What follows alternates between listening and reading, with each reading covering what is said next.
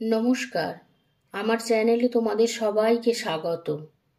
আজকের গল্প সমরেশ মজুমদারের লেখা পিতা পুত্র উপাখ্যান। ডুডু আর সতীশ রায় মুখের ওপর বলে দিলেন, দূর মশাই, খাঁটি সোনার গয়না হয় না, তার সঙ্গে ভেজাল মেশাতে হয়, তবেই সেটার চেহারা খোলে। তেমনি মেয়ে মানুষের স্বভাবে যদি একটু নষ্টামির ঝোঁক না থাকে, তাহলে তাকে আলুনি ছাড়া আর কিছুই ভাবতে পারবো না। কি বলো হে? কথা হচ্ছিল সতীশ রায়ের বাগানের বেঞ্চিতে বসে। পাশে বয়ে যাচ্ছে ডুডুয়া নদী, পিছনে সতীশ রায়ের দোতলা বাড়ি, সামনে বাগানের শেষে কিছুটা হাঁটতেই ন্যাশনাল হাইওয়ে। যারা শুনছিলেন তাদের দুজন সতীশের স্তাবক, তৃতীয়জন একজন নামকরা ঘটক।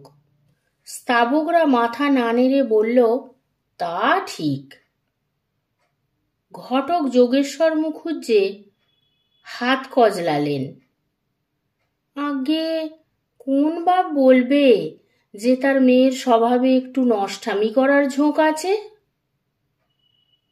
বাপ না বলুক, মা বলবে, আত্মীয় স্বজন পাড়া প্রতিবেশীরা বলবে, আর কেউ যদি না বলে মেয়ের দিকে তাকালেই আপনি বুঝতে পারবেন। তা যদি না পারেন তাহলে আপনি কিসের ঘটক? মুখ বন্ধ করলেন সতীশ রায়। যোগেশ্বর বিনীত গলায় বললেন, এরকম পাত্রীর কথা আজ পর্যন্ত কেউ আমাকে বলেনি। আপনি কেন এমন পাত্রীকে পুত্রবধূ করতে চাইছেন? হাত তুলে থামিয়ে দিলেন সতীশ রায়। আমার ছেলেকে দেখেছেন? শান্তশিষ্ট, দেখলেই বোঝা যায় এক ফোঁটা ব্যক্তিত্ব নেই। তার বউ যদি ঘোমটা মাথায় গুড়ের বস্তা হয়ে বসে থাকে, লজ্জায় নেতিয়ে থাকে সর্বক্ষণ, তাহলে ছেলেটা কখনো মানুষ হবে? আমি চলে গেলে 5 ভূতে লুটে ফুটে খাবে সব। ওহে, ঘটক মশাইকে বলে দাও লোকে আমাকে কি বলে। একজন স্তাবক বলল, ডুডু আর সতীশ রায়। দ্বিতীয়জন মাথা নাড়ল, সতীশ রায় ছাড়া এই ডুডুয়া গ্রামকে ভাবা যায় না। যোগেশ্বর উঠে দাঁড়ালেন, দেখি চেষ্টা করে। তা বলে এমন কোনো সম্বন্ধ আনবেন না যার বংশের কোনো পরিচয় নেই। এ তো একেবারে সোনার পাথর বাটি, বিড়বিড় করলেন যোগেশ্বর। কত উঁচু বংশে ভদ্র পণ্ডিত বাবার সন্তান লম্পট যদি হতে পারে, তবে সেরকম পরিবারের মেয়ের একটু নষ্টামি করার ঝোঁক থাকবে না কেন? ওই ঝোঁক কথাটাই যে গোলমালে ঠেকছে। জলে নেবেছে কিন্তু বেনি ভেজায়নি। হলো, যান। সতীশ রায় হাত নাড়লেন। 15 দিনের মাথায় হাসি মুখে ফিরে এলেন যোগেশ্বর মুখার্জি। বিকেলের চা খাচ্ছিলেন সতীশ রায়। জিজ্ঞাসা করলেন, কি সন্দেশ? একেবারে নলেন গুড়ের জল ভরা তালশাঁস, যোগেশ্বর বললেন। তাই নাকি? তাই নাকি? ওরে, কে আছিস? ঘটক মশাইকে চা দে। একেবারে আপনাদের পাল্টি ঘর, মালবাজারের হরিদাস সেনের নাতনি। কি রূপ, কি রূপ! মুখে খই ফুটছে। বাপ মরা মেয়ে। হরিদাসবাবু নাতনিকে নিয়ে খুব দুশ্চিন্তায় আছেন। 3টি পাত্রপক্ষ ওর কথা শুনে কেটে পড়েছে, যোগেশ্বর জানালেন। কেন, খিস্তি খেউর করে নাকি? না না, শেষ পাত্রপক্ষ ওকে যা যা জিজ্ঞাসা করেছে তার উত্তর সব ঠিকঠাক দিয়েছিল সে। পাত্রপক্ষ খুব খুশি। হঠাৎ মেয়ে বলে বসল, আচ্ছা, আপনাদের ছেলে ম্যাদা মারা নয় তো? ব্যাস, দুধে চোনা পড়ল। বাহ, চমৎকার! বয়স কত? মাথা নাড়লেন সতীশ রায়। একটু বেশি, এই ধরুন 23। ধরবো কেন? বার্থ সার্টিফিকেট না থাক, কুষ্টি তো আছে। তা নিশ্চয়ই আছে। বেশ, ওদের বলুন ছেলেকে যদি দেখতে চায় তাহলে দিন ঠিক করে চলে আসতে। না না, ওরা ছেলে দেখতে চায় না, যোগেশ্বর বললেন। কেন? হরিদাসবাবু বললেন ডুডু আর সতীশ রায়ের ছেলেকে দেখতে যাওয়ার দরকার নেই। মানে বুঝলাম না, মাথা নাড়লেন সতীশ রায়। আগে আপনার ছেলে যখন, তখন দেখার দরকার আছে বলে মনে করেন না ওরা? ওরা? এই বললেন হরিদাসবাবু কথাটা বলেছেন? হ্যাঁ, উনিই বলেছেন। তবে বলার আগে অন্দরমহলে গিয়েছিলেন। সেখান থেকে ফিরে এসে যখন বললেন কথাটা, তখন মনে হলো বাড়ির মেয়েদের সঙ্গে আলোচনা করেই বলেছেন। বাড়িতে ওর স্ত্রী আছেন, বিধবা মেয়ে, মানে পাত্রীর মা আছেন। বাড়ির মহিলারা আমার নাম জেনে বসে আছেন? কেন? আমি কি খুনি না ডাকাত? আমার চাটুকারদের আপনি হার মানালেন। যোগেশ্বর মুখার্জি নিচু গলায় জিজ্ঞাসা করলেন, তাদের আজ দেখছি না? ছেলেকে পাঠিয়েছি সদরে, উকিল বাড়িতে। সে একা যাবে না, তাই ওরা সঙ্গে গেছে। তা আমরা মেয়ে দেখব কবে? জিজ্ঞাসা করলেন সতীশ রায়। যেদিন ইচ্ছে, একদিন আগে বললেও চলবে। তবে তার আগে একটা সমস্যার সমাধান করে নিতে হবে। যোগেশ্বর হাসলেন। কি সমস্যা? হরিদাসবাবু জানতে চেয়েছেন আপনার দাবি কতটা, আর সেটা তিনি দিতে পারবেন কিনা। সক্ষম বোধ করলে মেয়ে দেখাবেন। দাবি? দাবি তো একটাই, মেয়ের স্বভাবে একটু নষ্টামির ঝোঁক থাকতে হবে। আপনার মুখে যা শুনলাম তাতে তো দাবি পূর্ণ হয়ে গেছে। একটু চুপ করে থেকে হো হো করে হাসলেন সতীশ রায়। মেদা মারা, আহা কি অপূর্ব! তাহলে তো হয়েই গেল। সামনের মঙ্গলবারে যাব বলি? বলে দিন, তবে পৌঁছাবো বিকেল বেলায়। সন্ধ্যের আগেই চলে আসব। আমার মিষ্টি খাওয়া ডাক্তারের নিষেধে বন্ধ। তেতো চা 1 কাপ খেতে পারি। মঙ্গলবার দুপুরের পর বেশ কিছুটা সময় সাজগোজ করলেন সতীশ রায়, যাতে পাত্রের বাবার সম্মান বজায় থাকে। বাইরে গাড়ি, 2 স্তাবক এবং ঘটক মশাই অপেক্ষা করছে। তৈরি হয়ে পুত্রকে ডাকলেন সতীশ রায়। সে এসে মাথা নিচু করে দাঁড়ালো। তোমার বয়স এখন কত? আগে বয়স জিজ্ঞাসা করছি। 27 বছর হতে 3 মাস দেরি আছে। আজ আমি তোমার সহধর্মিণী হবে এমন একটি মেয়েকে দেখতে যাচ্ছি। যদিও জানি তুমি বিয়ের আগে তাকে দেখতে চাইবে না, তবু জিজ্ঞাসা করছি, তুমি কি দেখতে চাও? না না, যেন এটা ভাবাও অন্যায়। ওর কথার ধরনে সেটা মনে হলো। তোমার সঙ্গে আমার পার্থক্য কি জানো? আমি দেখতে চাইতাম। কথা শেষ করে বাইরে বেরিয়ে গাড়িতে উঠে বসলেন। স্তাবকরা এবং ঘটক চাপাচাপি করে বসল ড্রাইভারের পাশে। পিছনে সতীশ রায় একা। গাড়ি ছাড়া মাত্র তিনি মাথার উপর দুহাত তুলে ঈশ্বরকে প্রণাম জানালেন। স্তাবকরা তাই দেখে হাত জোর করে নুইয়ে পড়ল। তাতে স্থান সংকুচিত হওয়ায় ঘটক বলল, এই কি হচ্ছে কি? ডুডুয়া থেকে মালবাজার যেতে সময় লাগলো ৪৫ মিনিট।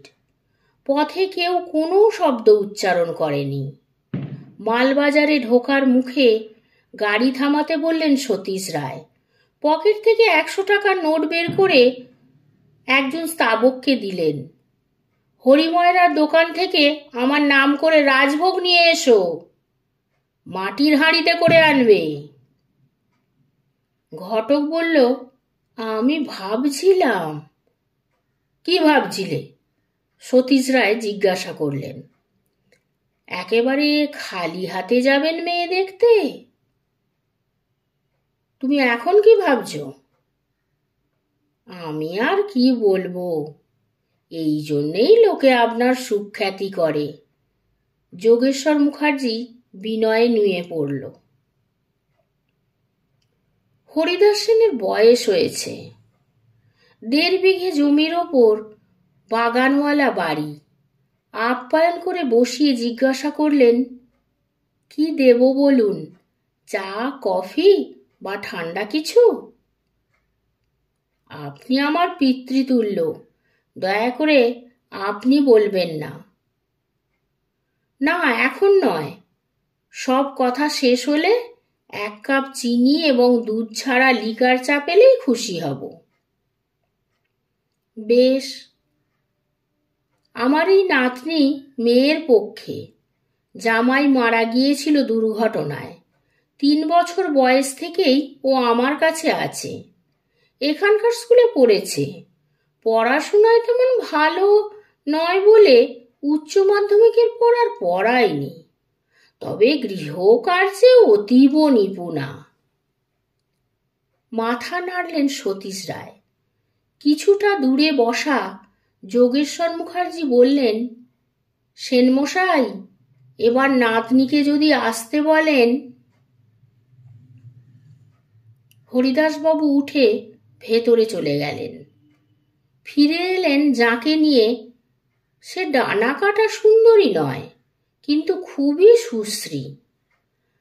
পাত্রপক্ষ দেখতে এসেছে বলে তাকে সাজানো হয়েছে। গলায় পাউডারের দাগ, চুল বেশ সময় নিয়ে বাঁধা। তাতে তাকে একটু আড়ষ্ট লাগছে। হরিদাস সেন বললেন, প্রণাম করো ওকে। মেয়েটি দাঁড়িয়ে দেখছিল। সতীশ রায় বললেন, থাক থাক, প্রণাম করতে হবে না। তোমার নাম কি? সুরঞ্জনা। সুরঞ্জনা, তুমি ভেতরে যাও। ভালো করে মুখ ধুয়ে বাড়ির শাড়ি পরে খোলা চুলে চটপট চলে এসো। সতীশ রায় বলা মাত্র মেয়ে ছুটল ভেতরে। হরিদাস সেন বললেন, ওর গায়ের রং কিন্তু ধুলেও ওই একই রকম দেখাবে। আমি সেই সন্দেহে ধুয়ে আসতে বলিনি, ও সেজেগুজে সহজ হতে পারেনি বলেই বললাম। মেয়ের বাবার নাম কি ছিল? জগন্নাথ বর্মন। শিলিগুড়িতে চাকরি করত।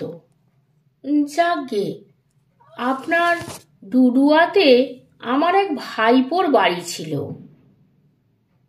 সব বিক্রি করে সে কুচবিহার চলে গেছে। মধুর কথা বলছেন? মধুসূদন সেন? বাহ, মধুকে আপনি চেনেন? চিনব না? ওর জমি বাড়ি তো আমিই বিক্রি করিয়ে দিয়েছি। আমি কখনো যাইনি, কিন্তু আমার স্ত্রী এবং কন্যা ওর বাড়িতে মাসখানেক ছিল। তা সে অনেক দিনের কথা। কথাটা শুনে ভাঁজ পড়ল সতীশ রায়ের কপালে, কিন্তু তিনি মুখ খোলার আগেই সুরঞ্জনা ফিরে এলো। এখন তাকে খুব স্বাভাবিক দেখাচ্ছে। সতীশ রায় বললেন, বাহ, বসো। রান্নায় কষে ঝাল দিতে পারবে? ফিক করে হেসে ফেলল সুরঞ্জনা। কেন পারবো না?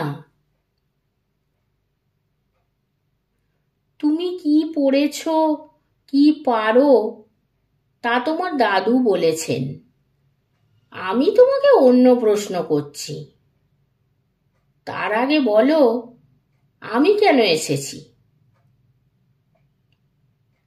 আমি কেমন তাই দেখতে। ভিতর থেকে স্ত্রীকণ্ঠ ভেসে এলো, পা দোলাবি না। পা স্থির হলো। হাসলেন সতীশ রায়। বাইরে থেকে দেখে কি করে বুঝবো তুমি কি রকম? তাই তো ভাবছিলাম। বাহ, আচ্ছা, তুমি গালাগালি করতে জানো? ও মা, কে না জানে। বেশ, তুমি কি কি গালাগাল জানো? সুরঞ্জনা তার দাদুর দিকে তাকালো। বৃদ্ধ অস্বস্তিতে পড়েছেন দেখে যোগেশ্বর মুখার্জি বলল, আসুন সেন মশাই, আমরা বাইরে গিয়ে বসি। হরিদাস সেন যেন রক্ষা পেলেন। ওরা বেরিয়ে গেলে সুরঞ্জনা জিজ্ঞাসা করল, সত্যি বলবো? হ্যাঁ। চোখ বন্ধ করে মনে করল সুরঞ্জনা। তারপর বলল, উল্লুক, অসভ্য, ঢ্যামনা, মাকাল। আমি তো মেয়ে, তাই শালা বলি না। ভেতরে দরজায় শব্দ হলো। ঠিক কথা। আর একটা শব্দ, ম্যাদা মারা। বলো না? সতীশ রায় তাকালেন। হ্যাঁ, মাঝে মাঝে। আমি কে জানো? ডুডুয়ার সতীশ রায়। এটা তোমাকে কে বলেছেন? তোমার দাদু? না, মা। মা যখন ছোট ছিল তখন দিদার সঙ্গে এক মামার বাড়িতে গিয়েছিল ডুডুয়ায়, তখন আপনাকে দেখেছিল। এবার মনে পড়ে গেল, তোমার মায়ের নাম কি শিউলি? উমা, আপনার মনে আছে? তিনি কি একবার এখানে আসতে পারবেন? মা, চেঁচিয়ে উঠল মেয়ে, তোমাকে উনি ডাকছেন। চিৎকার শুনে হরিদাস সেন আর যোগেশ্বর ঘরে ঢুকলেন। তারপর মাথায় ঘোমটা দেওয়া সাদা শাড়ি পরা যে মহিলা ভেতরের ঘর থেকে বেরিয়ে এলেন, তার ফাঁক থেকে চিবুক দেখা যাচ্ছে। সতীশ রায় উঠে দাঁড়ালেন, হাত জোর করে বললেন, আপনার মেয়েকে আমার পুত্রবধূ করে নিয়ে যেতে চাই, সম্মতি দেবেন? আপনি তো মাকে তুমি বলতেন, মা বলেছে। আহ, কথা না বলে পারো না? সব কথা সবার মনে থাকে না। চাপা স্বরে বললেন মহিলা, আপনার বাড়িতে ও গেলে এই প্রথম মনে হবে ভগবান আছেন। বাড়ি ফিরতে সন্ধে পেরিয়ে গেল। যোগেশ্বর বললেন, এত রাতে বাস পাবো না। সতীশ রায়ের মন তখন ফুরফুরে। বললেন, রাতটা এখানেই থেকে যান, আপনার জন্যেই এই অভাব পূর্ণ হলো। চিন্তা করবেন না, ঘটক বিদায় ভালোভাবেই হবে। তা কি আর আমি জানি না? যোগেশ্বর উৎফুল্ল। স্তাবক দুজন ব্যস্ত হয়ে পড়ল। সন্ধ্যের পর 3 পাত্র খাওয়া সতীশ রায়ের অভ্যাস। স্ত্রী বিয়োগের পর থেকেই এটা আরম্ভ হয়েছিল। তখন থেকে প্রতি সন্ধ্যের সঙ্গী এরা। তবে দুরকম বোতল থাকে, সতীশ রায়ের জন্য দামি বোতল, ওদের জন্য সস্তার। তাতে কিছু মনে করে না ওরা। যোগেশ্বর পান করেন না। চা খেতে খেতে বললেন, মেয়েটিকে কেমন লাগলো? আপনি কি মাকাল, ঢ্যামনা, না মাদামারা? বলে হো হো হাসিতে ভেঙে পড়লেন সতীশ রায়। তার হাসিতে গলা মেলালো স্তাবকরা। সতীশ রায় বললেন, বিয়ের দিন ঠিক করতে কি বলতাম পছন্দ না হলে? এখন বলুন, এই কথাগুলোর মানে কি? ঢ্যামনা মানে কি? বদমাইশ লোক, কিন্তু ঢং করে থাকে, যোগেশ্বর বলল। মাকাল? ওপরটা সুন্দর, ভেতরটা নয়। মেদামারা? ঠিক বলতে পারবো না। দেখতে চান? এই, ছোটবাবুকে পাঠিয়ে দে। আমার পুত্র আসছে, ওকে দেখলেই বুঝবেন ম্যাদামারা কাকে বলে। এই বাড়িতে বৌমা এলে তবে যদি ওর চরিত্র বদলায়, সতীশ রায় বললেন। একজন কর্মচারী বললেন, ছোটবাবু বাড়িতে নেই। নেই? এত রাত্রে তো সে বাইরে থাকার ছেলে নয়। খুঁজে দেখ। যোগেশ্বর বললেন, মেয়ে দেখতে গেছেন শুনে বোধহয় মনে আনন্দ হয়েছে। সেটা আর 5টা ছেলের হতে পারে, ওর হওয়ার কথা নয়। মেদামারা। আধ ঘন্টা পরে চিৎকার শোনা গেল, হ্যাঁ, ছেড়ে দাও, ছেড়ে দাও, নইলে মেরে ফেলবো। আমাকে চেনো না তোমরা? শালা ফাটিয়ে দেব সবাইকে। সতীশ রায় বললেন, কে? কার এত সাহস? যোগেশ্বর মাথা নাড়লেন। জড়ানো গলা, মাল খেয়ে চেঁচাচ্ছে। ততক্ষণে কর্মচারীরা ধরে নিয়ে এসেছে এই ঘরের দরজায় যাকে, তাকে দেখে সতীশ রায়ের চক্ষু স্থির। তুমি? পুত্র বলল, ইয়েস, আমি বাংলা খেয়েছি। যোগেশ্বর জিজ্ঞাসা করলেন, স্বভাবের বাইরের কাজ করলে কেন বাবা?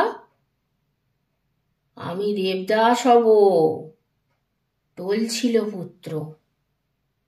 দেবদাস? যোগেশ্বর হতভম্ব। I love Swapna. স্বপ্নাকে বিয়ে করতে পারিনি, আমি দেবদাস হব।